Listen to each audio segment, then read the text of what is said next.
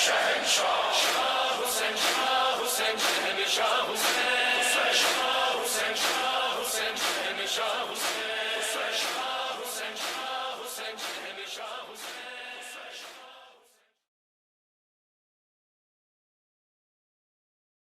سوکھے ہوئے ہونٹوں کو نہ دکھلاؤ سکینہ، ہوئے جو کوئی مشق تو لے آؤ سکینہ. غم جب ہجر کا رنگ میں گرا کاک بے سکائے سکینہ، ہر زخم سے آتی تھی صدائے سکینہ.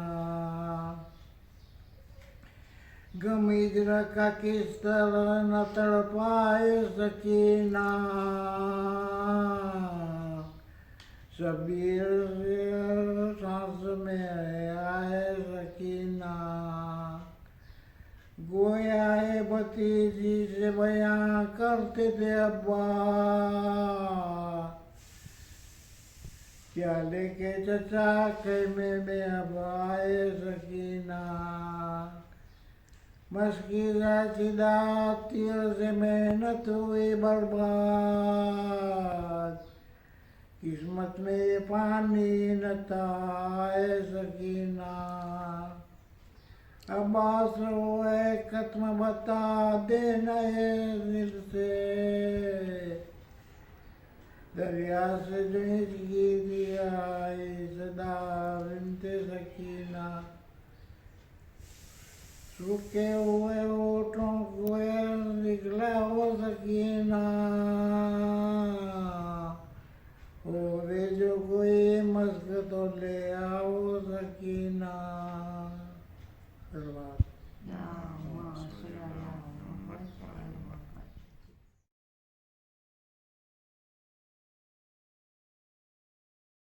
یہ دام مسلے پر نماز کا نہیں کچھ فائدہ، مسلے پر نماز کا کچھ فائدہ، مسلے پر نہ ہو حسین کی جب تک ویلا، مسلے پر نماز کا فائدہ، مسلے پر نماز کا نہیں کچھ فائدہ، مسلے پر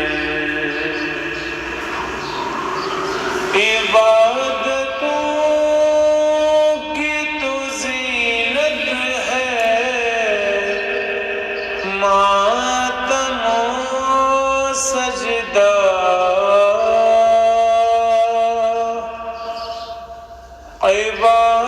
عبادتوں کی تو زینت ہے، ماتم و سجدہ بچھایا اس لیے فرش عزا، مسلے پر بچھایا اس لیے فرش عزا، مسلے پر نماز کا نہیں کچھ فائدہ، مسلے پر نہ ہو حسین کی جب تک ویلا مسلے پر شعائے پانچ میرے گھر میں عرش سے اتری شعائے پانچ میرے گھر میں عرش سے اتری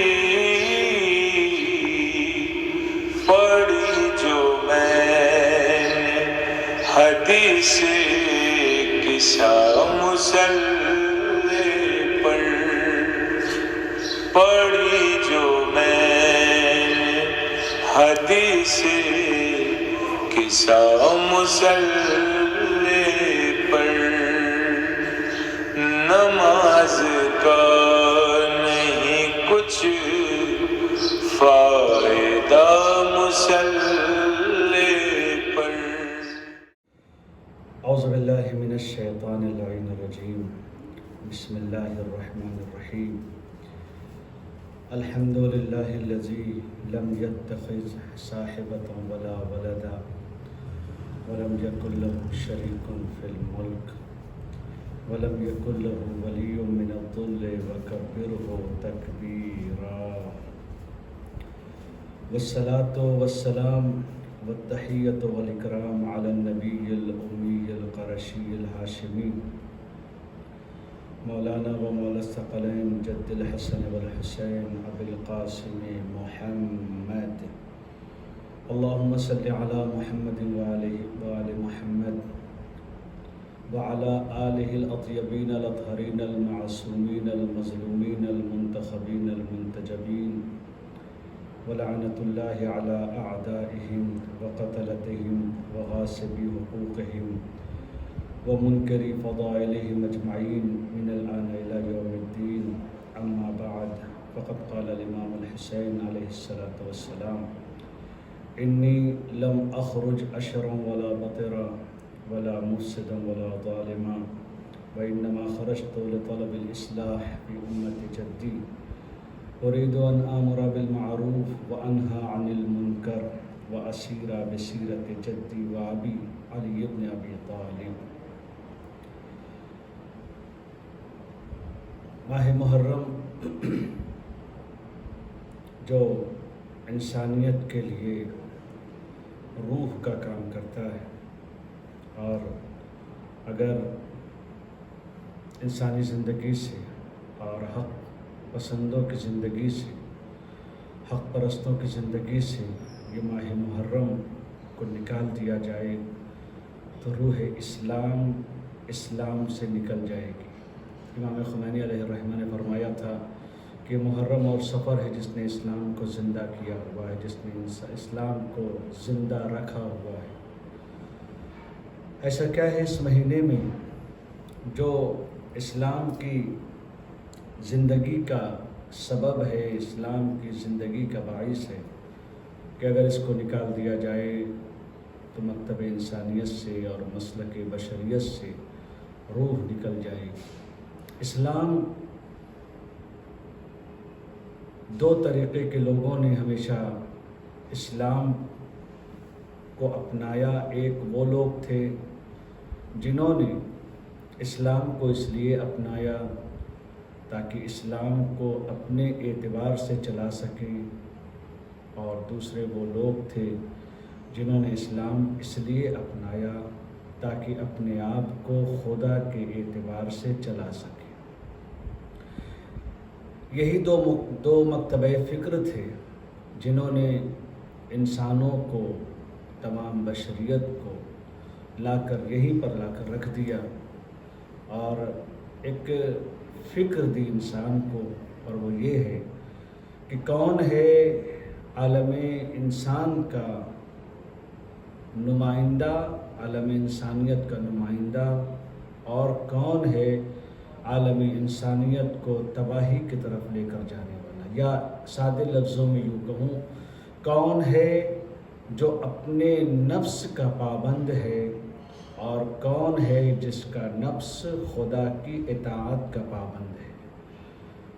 مکتبہ فکر ہمیشہ سے چلتے چلے آئے۔ کربلا جو سن 61 ہجری میں رونما ہوئی، کربلا جو سن 61 ہجری میں بپا ہوئی، یہ سن 61 ہجری میں نہیں بلکہ یہ فیصلہ اس وقت کا ہے جب انسانیت نے اس زمین کے اوپر اپنی آنکھیں بھی نہیں کھولی تھی۔ کربلا نتیجہ انسانیت ہے، کربلا حاصل ہے بشریت کا، کربلا شرافتوں کی معراج ہے، کربلا شریفوں کی معراج ہے اور شریفوں کی عروج پر جانے کا مقام ہے۔ آج پوری دنیا اسی ایک موڑ پر آ کر رک جاتی ہے کہ انسانیت کو کہاں جانا چاہیے اور انسانیت کہاں جا رہی ہے۔ امام حسین علیہ السلام اسی لیے اللہ کو مانا مسلمانوں نے اور ان لوگوں نے جن کے پاس دین آیا تھا، یہودی ہوں، عیسائی ہوں یا دوسرے تمام لوگ اس دنیا میں، شاید ہی کچھ لوگ ہیں جو اللہ کا اقرار نہیں کرتے، وجود ان کا بھی تسلیم کرتا ہے کہ اللہ ہے۔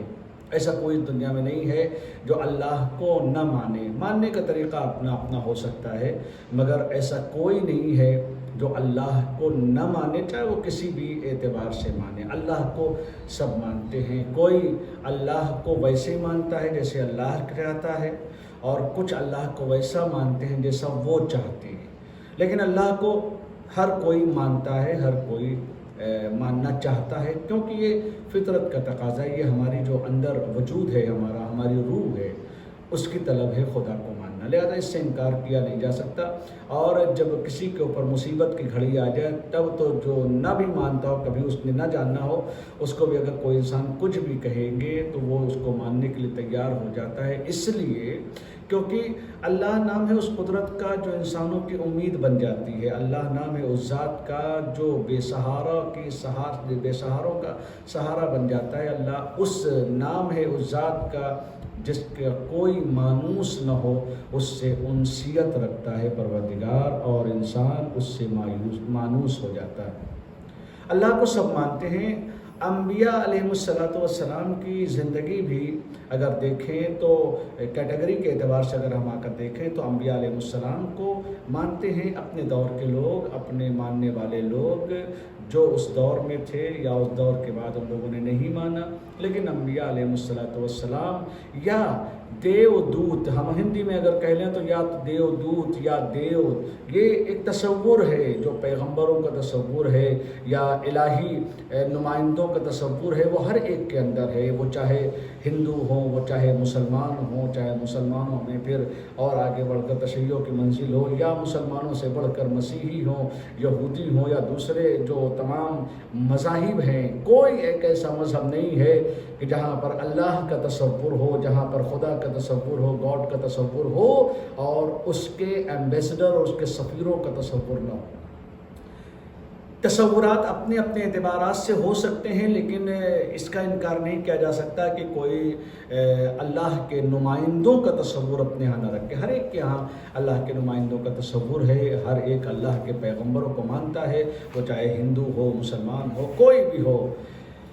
ہم نے اپنے نبی کو مانا، کسی نے اپنے بھگوان کو مانا جو ان کو دیودوت کے طور پر، اور کسی نے اپنے نبی، عیسائیوں نے نبی عیسیٰ تک آ کر پیغام الہی کو روک دیا اور انہیں کو آخری سمجھ کر اس کے بعد سب کا انکار کرتے گئے۔ موسیٰ علیہ السلام کو یہودیوں نے تسلیم کر لیا اور صاحب کتاب ہونے کے حوالے سے وہیں پر لا کر اپنی جو میسج تھا الہی وہیں پر لا کر روک دیا، اور ان کے بعد آنے والے جو بھی انبیاء الہی تھے ان کا انکار کرتے چلے گئے۔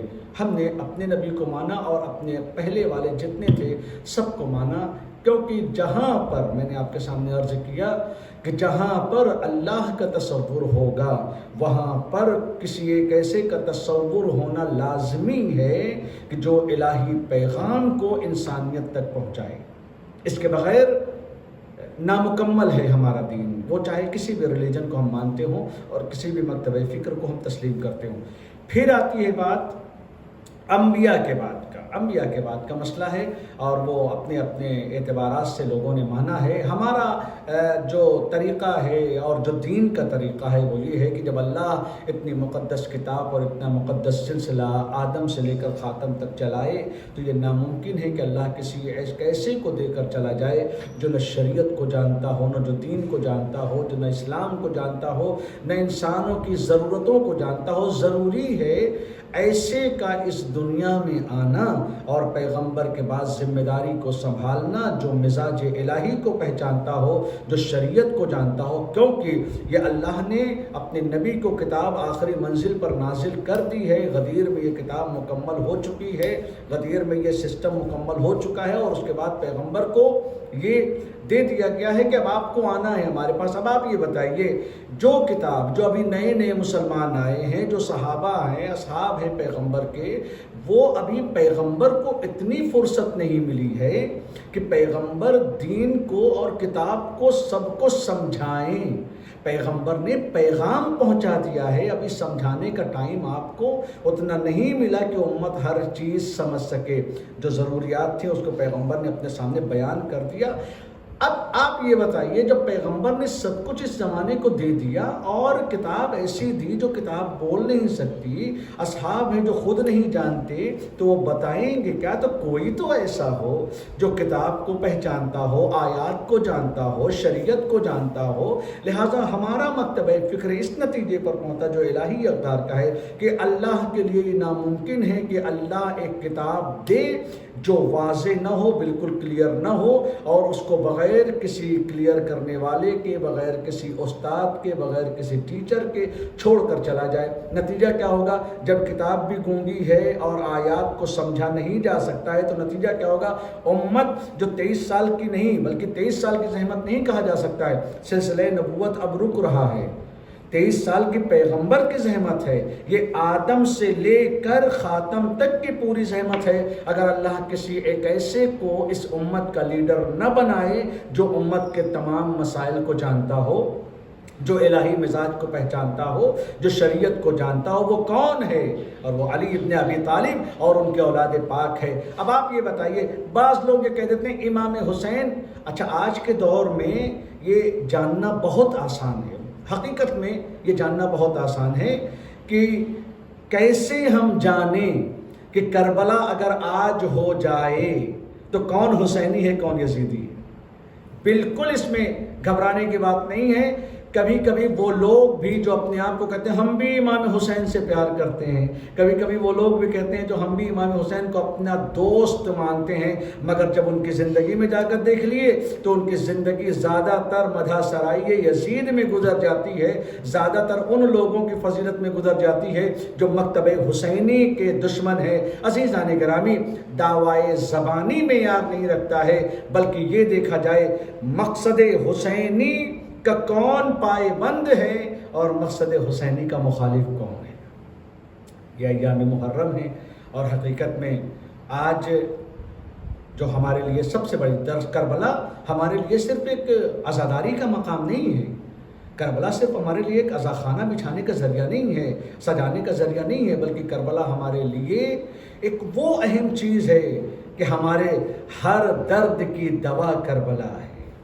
کربلا ہماری ہر مصیبت کی چابی کا نام ہے، کربلا حلال مشکلات ہے ہمارے لیے، کربلا وہ جگہ ہے کہ اگر ہم زندگی کے ہر درد کو اپنے کربلا سے مانگ لیتے ہیں، ہماری اولاد چلی جائے، دکھ برداشت کرنا سخت ہوتا ہے، ہم کربلا کا سہارا لے لیتے ہیں۔ ہمارے یہاں بیماریاں آ جائیں، ہم جب دنیا کی ہر ڈاکٹر سے مایوس ہو جاتے ہیں تو ہم کربلا کا سہارا لیتے ہیں۔ کیوں؟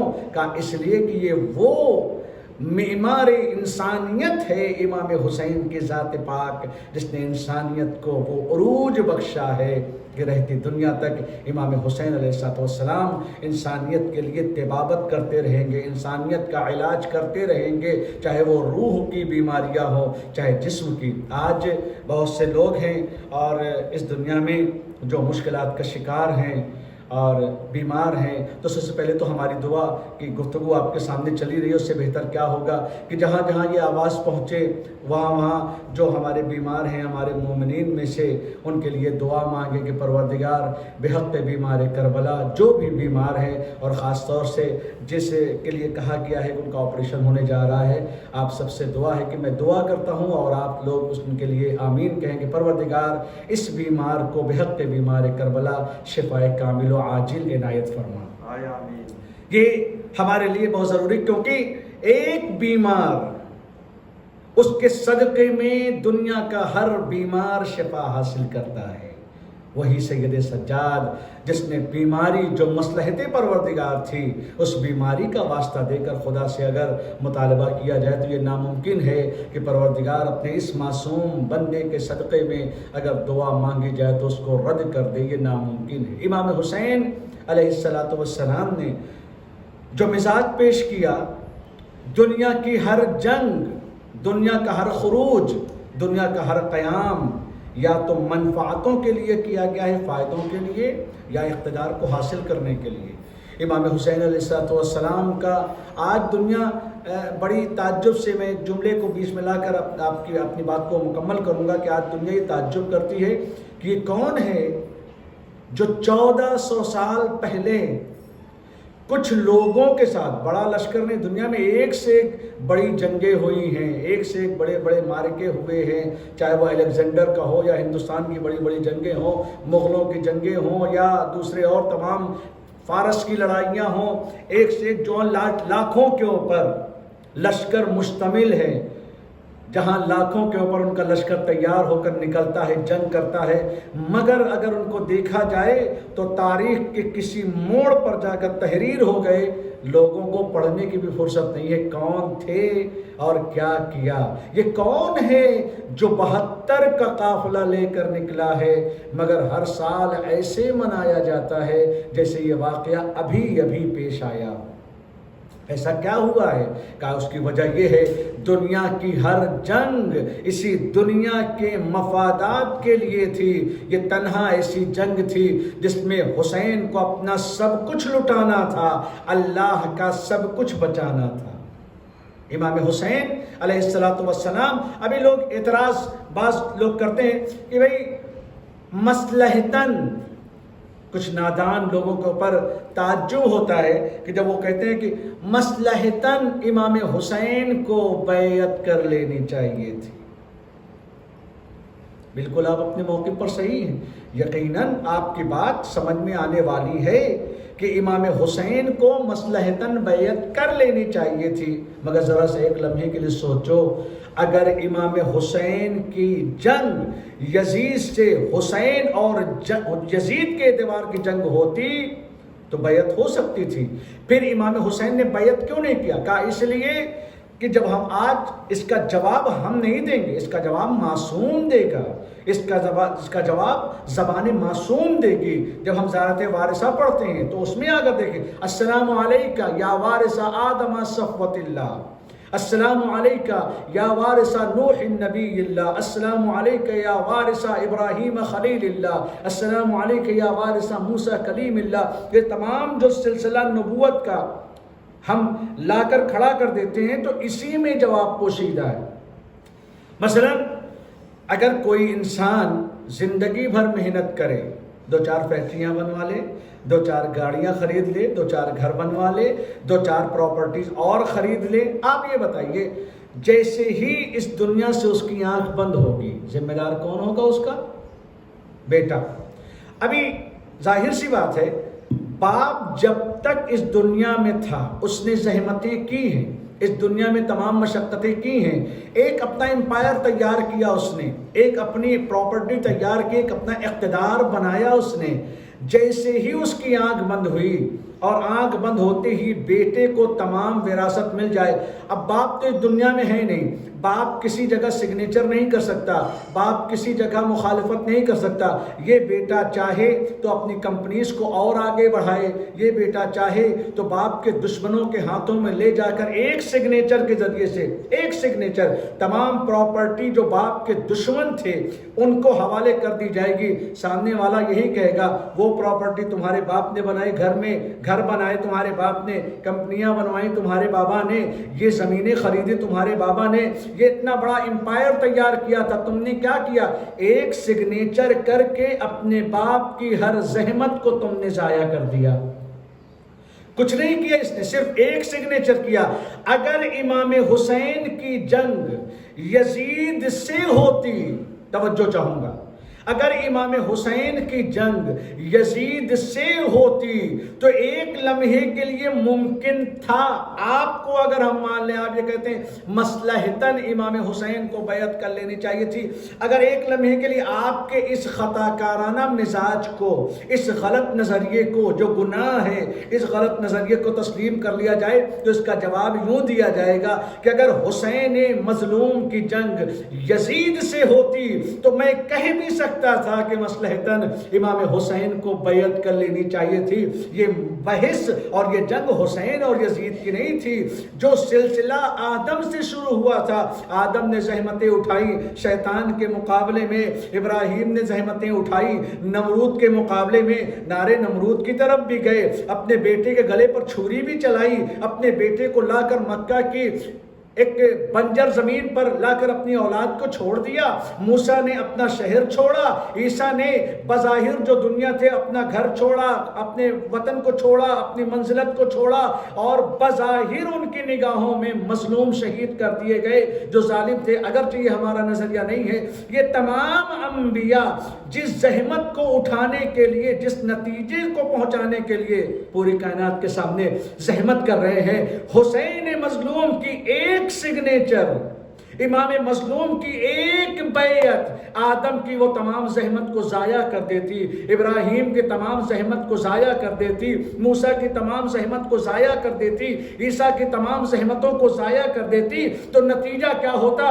جو الہی مشن تھا کہ انسانیت کو کمال تک لے جائے، اس کمال کے راستے میں رکاوٹ بن جاتی۔ بیعت حسین یزید نہ جیتتا بلکہ آدم سے مقابلہ کرنے والا شیطان جیتتا، نمرود جیتتا، فرعون جیتتا، حامان جیتتا، وہ یہودی جیتتے، تو نتیجہ کیا ہوتا؟ اللہ کا جو مشن تھا، جو مقصد تھا، ایک بیعت حسین سے سب فنا ہو جاتا۔ حسین نے ایک بیعت کا انکار کر کے تمام انبیاء کی زحمتوں کو بچا لیا، لہذا معصوم نے آواز دی یہ تنہا حسین کی بیعت کا اقرار کا اور انکار کا مسئلہ نہیں تھا، ایک بیعت کے انکار سے تمام انبیاء کی زحمتیں بچ گئیں، ایک بیعت کے انکار سے۔ اور اگر اس کو کائنات سمجھ جائے، کیونکہ امام حسین اس ذات کا نام ہے جیسے ایک دوپہر میں الہی اقدار کو بچانا ہے، ایک دوپہر میں اللہ کے تمام معصوم انبیاء کی جو زحمتیں تھیں اسے بچانا ہے۔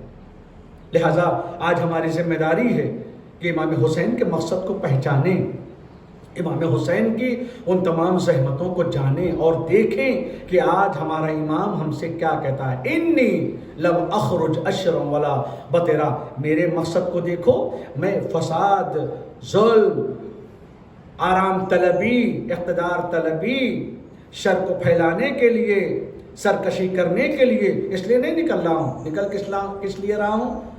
وَإِنَّمَا خَرَجْتُ لِطَلَبِ الْإِصْلَاحِ فِي أُمَّتِ جَدِّي، میں اپنے جد کی امت کی اصلاح کرنے کے لیے نکل رہا ہوں۔ أُرِيدُ أَنْ آمُرَ بِالْمَعْرُوفِ وَأَنْهَى عَنِ الْمُنْكَرِ وَأَسِيرَ بِسِيرَةِ جَدِّي وَأَبِي عَلِي بْنِ أَبِي طالب، ان کے لیے یہ ہمارا کام ہے۔ سرکار سید الشہداء علیہ السلام کہ اگر زندگی کو سمجھنا کون امام حسین علیہ السلام۔ عزیزان گرامی، آج ہماری سب سے بڑی مصیبت یہ ہے کہ کربلا کا نام لینا ہمارے لیے آسان ہو گیا ہے، لیکن کربلا کے لیے کام کرنا ہمارے لیے بہت سخت ہو گیا ہے۔ ہم یہ تو چاہتے ہیں کہ امام حسین کا غم منائیں، لیکن یہ نہیں چاہتے کہ مقصد امام حسین میں ان کا ہاتھ بٹائیں۔ امام حسین کا ہاتھ بٹانا کیا ہے؟ امر بالمعروف کو انجام دینا، نہیں از منکر کو انجام دینا۔ عزیزان گرامی، ایک جملہ میں کہوں گا، نام حسین لینا آسان ہے، نام حسین پر جان کو قربان کرنا سخت ہے۔ نام حسین لینا بہت آسان ہے، مقصد حسین پر اپنی اولاد کو قربان کرنا بہت سخت ہے۔ اور اگر اس کو انسان کو سمجھنا ہے تو سمجھے کیا ہے مقصد حسین۔ بس ارباب اعزاز، آج دنیا دیکھے کتنی ہستیاں ہیں جنہوں نے اپنے بچوں کو قربان کر دیا۔ کربلا ضروری نہیں ہے کہ ہر جگہ کربلا کے نام سے آئے۔ شیعوں کو، اہل بیت کے چاہنے والوں کو یہ سمجھنا چاہیے کربلا ہر دور میں کربلا کے نام سے نہیں آئے گی۔ صفات کربلا کو دیکھو، ہو سکتا ہے کہ یہاں پر بھی ہو جائے، ہو سکتا ہے کہ دوسرے شہر میں ہو جائے۔ وہ کیا ہے کربلا؟ کہا جہاں حق اور باطل کی جنگ ہو وہ کربلا ہے، جہاں ظلم اور عدل کی جنگ ہو وہ ہے کربلا، جہاں ظالم اور مظلوم کی جنگ ہو وہ ہے کربلا، جہاں پر الہی احکام کی نافرمانی ہو اور وہاں پر کوئی انسان الہی احکام کو نافذ کرنے کی کوشش کر رہا ہو وہ کربلا ہے۔ کربلا کے لیے کوئی جگہ مخصوص نہیں ہے، جہاں جہاں مقصد حسین ہے وہاں وہاں یزیدی اہداف ہیں، تو جو بھی مقصد حسین کے ساتھ کھڑا ہو کر یزید کے مقصد کی مخالفت کرے وہ جگہ کربلا ہے، وہی دن عاشور کا ہے۔ میرے عزیزوں، آج ہماری ذمہ داری کیا ہے؟ اور ہم یہ سمجھیں اور اس چیز کو جانیں کہ اگر ہم نے اس چیز کو پہچان لیا تو ہمارے لیے بہت آسان۔ امام حسین یہی چیز تو سمجھانا چاہتے ہیں کہ ایثار کرو۔ ایک گھر میں اگر امام حسین علیہ السلام تشریف اپنے گھر میں لاتے ہیں، کنیز، خالی کنیز امام حسین علیہ السلام کے سامنے ایک پھول پیش کر دیتی ہے، تو امام حسین علیہ السلام نے کہا جا تجھے راہ خدا میں آزاد کر دیا۔ کسی نے سوال کیا مولا اس نے تو ایک پھول آپ کو دیا تھا، ایک گل دیا ہے، ایک پھول دیا ہے، ایک روز دیا ہے آپ کو، اور آپ نے اسے آزاد کر دیا؟ کہا شاید تم نے قرآن نہیں پڑھا۔ کیا جی کیا ہے قرآن میں؟ آپ نے فرمایا اللہ کہہ رہا ہے کہ جب کوئی تمہیں تحیت پیش کرے، جب کوئی تمہیں سلام پیش کرے، جب کوئی تمہارا استقبال کرے تو اس کا استقبال، اس کو سلام، اس کو تحیت یا اس سے بہتر انداز میں دو یا کم سے کم جیسے اس نے سلام کیا ہے اتنا سلام کا جواب دو۔ اس کنیز نے پھول کے ذریعے سے میرا استقبال کیا ہے تو مجھ حسین کی ذمہ داری یہ ہے کہ اس کی زندگی کو گلستان بنا دوں، اس کی زندگی کو آزادی عطا کر دوں۔ سیکھو سرکار سید الشہداء سے زندگی جینا، سیکھیں ہم سب سرکار سید الشہداء سے زندگی کو گزارنا، اور الحمدللہ وہ کامیاب ہیں جنہوں نے مقصد حسینی کے ساتھ جینے کی عادت ڈال لی ہے۔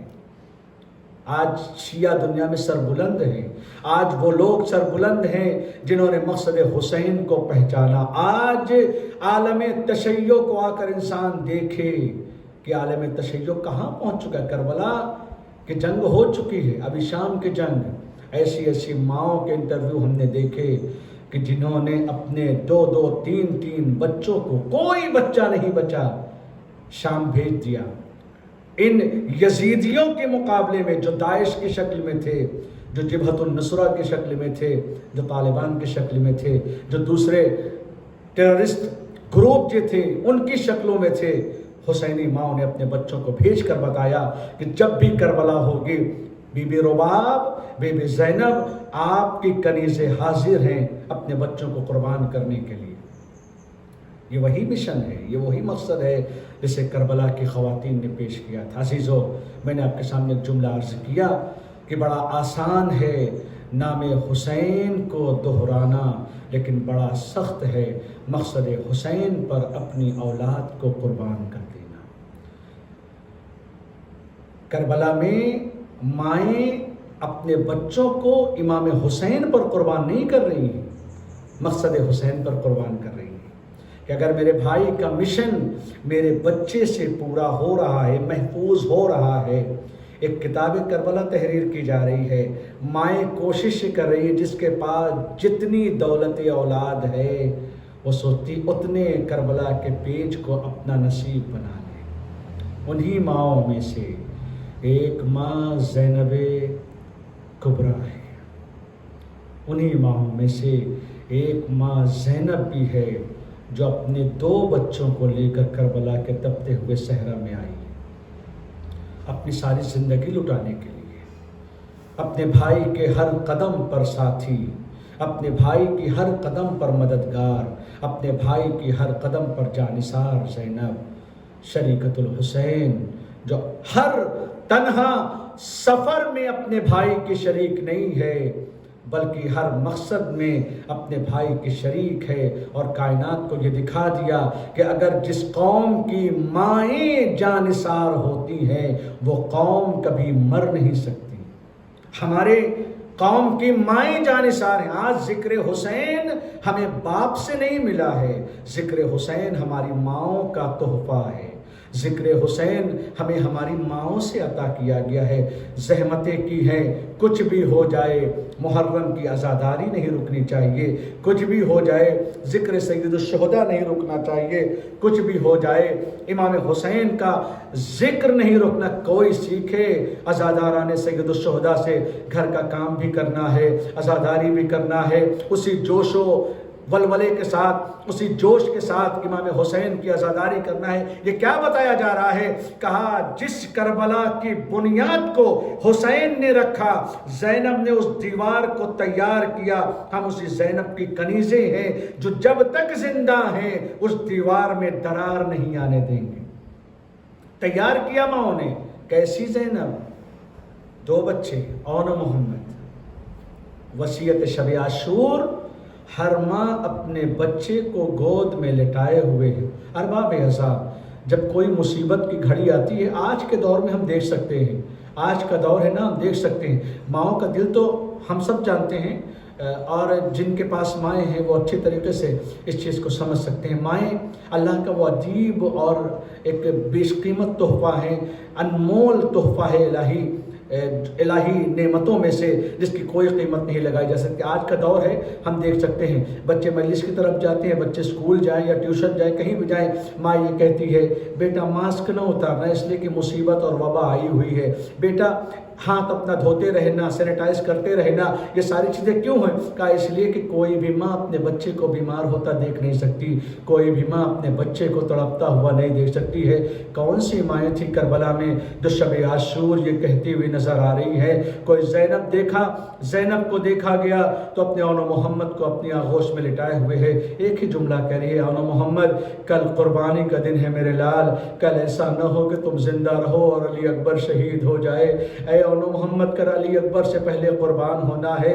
قاسم کی ماں اپنے بچے کو اپنی گود میں لٹائے ہوئے ہے، اے قاسم تمہارے بابا نہیں ہیں، اپنی ماں کو سید زادیوں کے سامنے شرمندہ نہ ہونے دینا، اے قاسم اپنے ماں کی لاج رکھ لینا۔ ام رباب ہے جو اپنے بچے کا گہوارہ جھلا رہی ہے، ایک ایک ماں ہے۔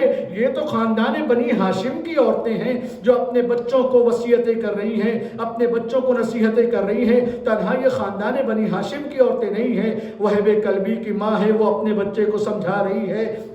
ہر خاتون اپنے بچے کو قربانی کے لیے تیار کرے، کیوں؟ تاکہ مقصد حسین میں شریک ہو جائے۔ عاشور کا دن نمودار ہوا، ارباب عزا عاشور کا دن آ گیا، ایک ایک صحابی شہید ہوتا رہا جب تک انصار تھے۔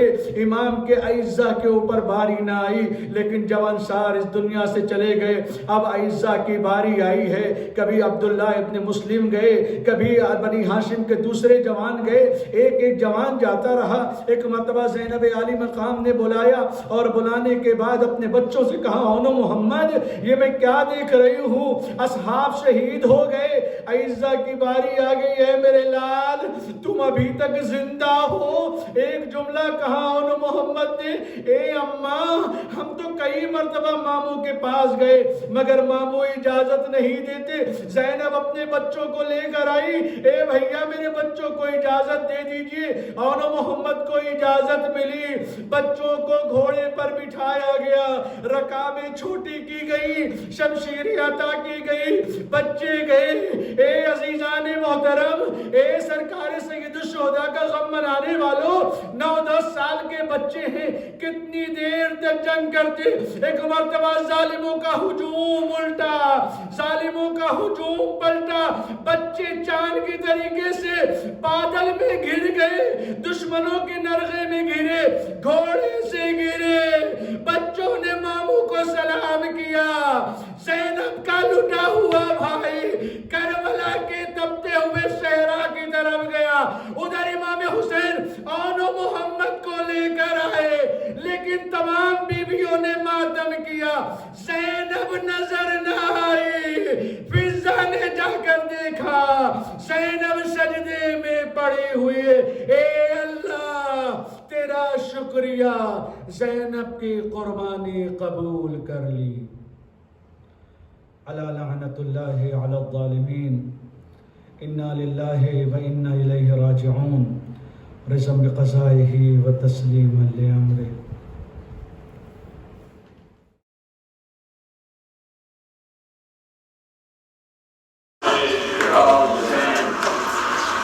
شہید ماتل کربو بلا غریب حسین.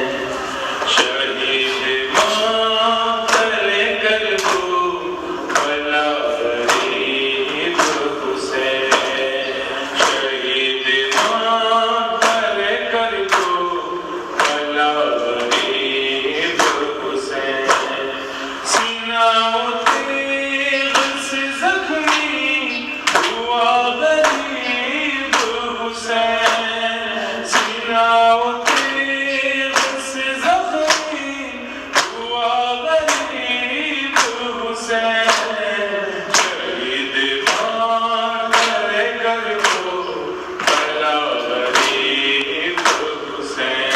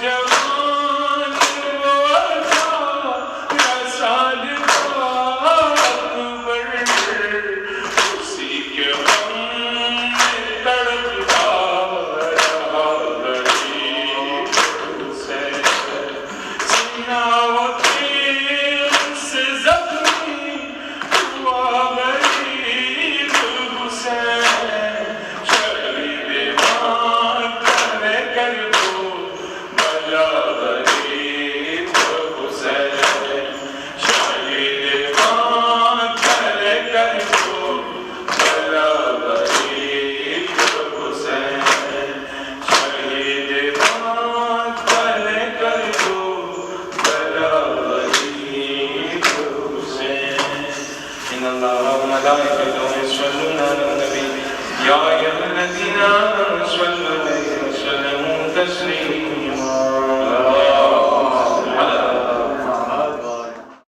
السلام عليك يا أبا عبد الله، السلام عليك يا ابن رسول الله، السلام عليك وعلى جدك وأبيك، السلام عليك وعلى أمك وأخيك، السلام عليكم جميعا ورحمة الله وبركاته. السلام عليك يا غريب الغرباء، السلام عليك يا معين الضعفاء والفقراء، السلام عليك يا شمس الشموس، السلام عليك يا أنيس النفوس أيها المدفون بأرض طوس، السلام عليك يا أبا الحسن علي بن موسى الرضا، روحي وجسمي لك الفداء ورحمة الله وبركاته. صلى الله عليك يا مولانا يا صاحب العصر والزمان، السلام عليك يا خليفة الرحمن، السلام عليك يا شريك القرآن، عجل الله تعالى فرجك وسهل الله تعالى مخرجك وظهورك، وجعلنا من عوانك وأنصارك ورحمة الله وبركاته.